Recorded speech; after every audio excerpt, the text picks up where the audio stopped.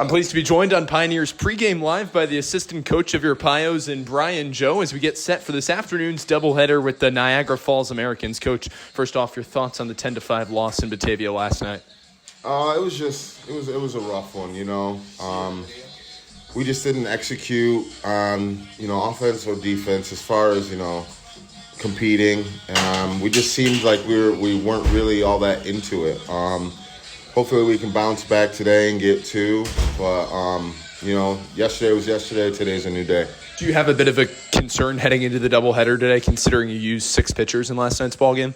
No, we don't have any concerns. The guys that we got going today that are up in the bullpen, starters, they're going to compete today.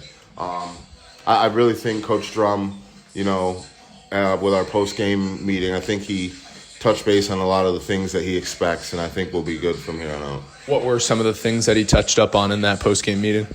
We just got to limit the free bases, have more competitive at-bats when we're hitting, and pitchers have to be more competitive on the mound. It's really hard to win a game when you're not making the other team work.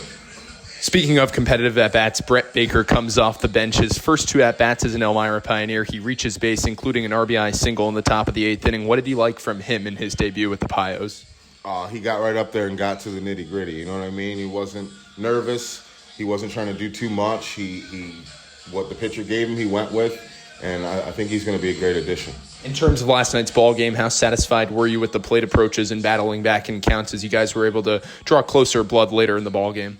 You're always satisfied when you see a bit of a turn from bad to good, but you want to be able to have that the entirety of the game, you know what I mean?